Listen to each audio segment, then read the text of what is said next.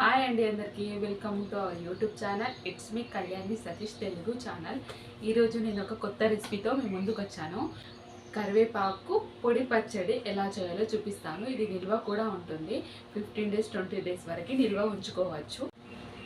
కరివేపాకునైతే ముందుగానే కడిగేసుకొని ఒక బాక్స్లో అయితే పెట్టుకున్నాను. నెక్స్ట్ ప్రాసెస్ ఏంటో చూపిస్తాను. వచ్చేయండి. ఆన్ చేస్తున్నాను. స్టవ్ ఆన్ చేశాక కొద్దిగా వేడైపోయిన తర్వాత కరివేపాకును మంచిగా వేయించుకోవాలి. అంటే తడిపోయేంత వరకు కరివేపాకును వేయించుకోవాలి.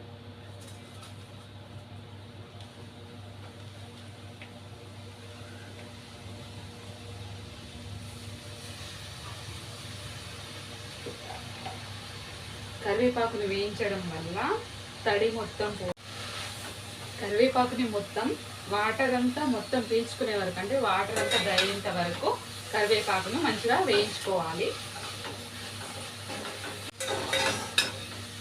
అంతలోపు మీరు ఇట్స్ మీ కళ్యాణి సతీష్ తెలుగు ఛానల్ని సబ్స్క్రైబ్ చేసుకోండి. మీకోసం మరిన్ని వీడియోస్ డిఫరెంట్ ఐటమ్స్తో డిఫరెంట్ వీడియోస్తో రెసిపీతో మీ ముందుకు వస్తాను. మీరు సబ్స్క్రైబ్ చేసుకోవడం వల్ల నా వీడియోస్ మీకు నోటిఫికేషన్ రూపంలో వస్తాయి. సబ్స్క్రైబ్ చేసుకోవడం మాత్రం మర్చిపోకండి ప్లీజ్. మొత్తం వాటర్ అంతా డ్రై అయ్యేంత వరకు వేయించుకోవాలి. చూడండి, ఇంకా డ్రై అవ్వాలి.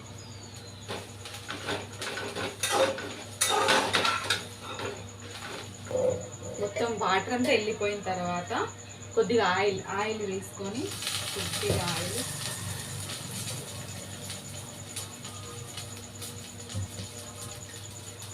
కొద్దిగా ఆయిల్ వేసుకొని కొంచెం ఫ్రై చేసుకోవాలి.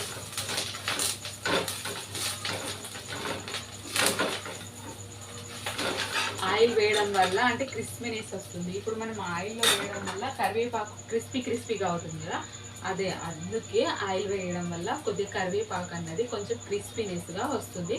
తినేటప్పుడు కొంచెం టేస్ట్ కూడా బాగుంటుంది. కరివేపాకు ఒక ప్లేట్లో తీసుకున్నాం కదా వేయించింది. ఎండుమిర్చి వేయించుకోవాలి. వేయాలి ఎండుమిర్చి కూడా బాగా వేగిపోయిన తర్వాత, అంటే రెడ్ మిర్చి బాగా వేగిపోయిన తర్వాత సేమ్ అదే ప్లేట్లో కూడా తీసుకోవాలి. అదే ప్లేట్లో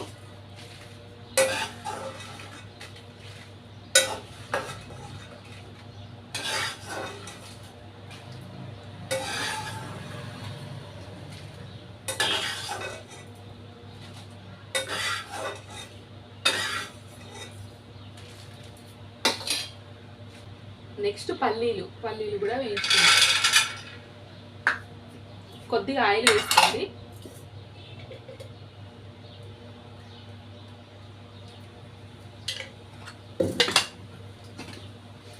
పల్లీలు మంచిగా బాగా వేగే వరకు మంచిగా వేయించుకోవాలి. పల్లీలు కూడా మంచిగా వేగిపోయిన తర్వాత సేమ్ ఇదే ప్లేట్లో వేసుకోవాలి.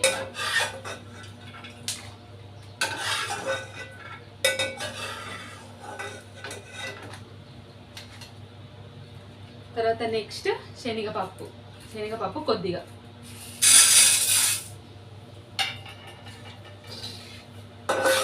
కొంచెం రెడ్ అంటే బ్రౌన్ కలర్ వచ్చే వరకు కొద్దిసేపు ఉంచుకొని తీసేసేయాలి. బాగా మాడగొట్టకండి.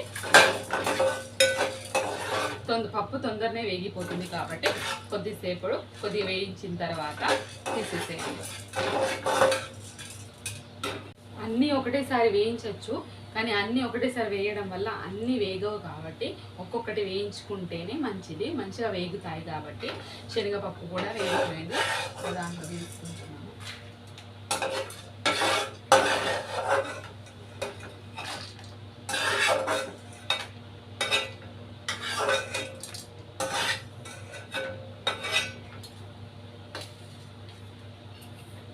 నెక్స్ట్ జీలకర్ర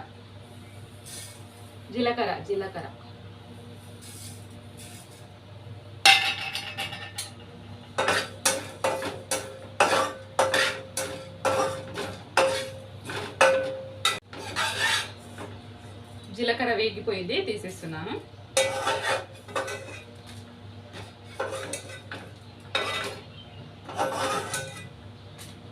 నెక్స్ట్ అయితే ధనియాలు అయితే వేసేసుకుంటున్నాను. ధనియాలు కూడా వేగిపోయినాయి. ధనియాలు కూడా తీసేసుకుంటున్నాను ప్లేట్లోకి.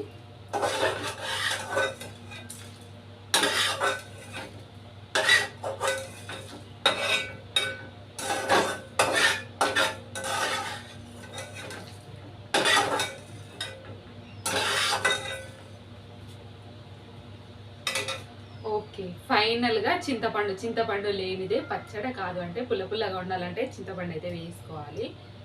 అయిపోయింది, చింతపండు కూడా వేసేసుకున్నాను. నెక్స్ట్ సాల్ట్ వేసేసుకుంటే అయిపోతుంది. మిక్సీ పట్టేస్తే పచ్చడి రెడీ అయిపోతుంది. లాస్ట్ వరకు చూడండి, పొడి పచ్చడి ఎలా వచ్చిందో చూపిస్తాము. మనం వేయించుకున్నదంతా మిక్సీలో వేసుకోవాలి.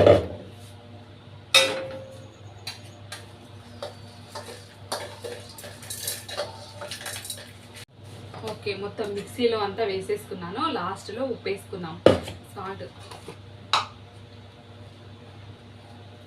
ఎంత కావాలో అంత ఉప్పు వేసుకోవాలి.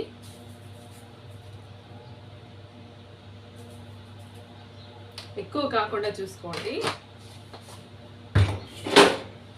మొత్తం దీన్ని మిక్సీ చేసేసుకుందాం. మిక్సీ అయితే పట్టేసుకున్నాను.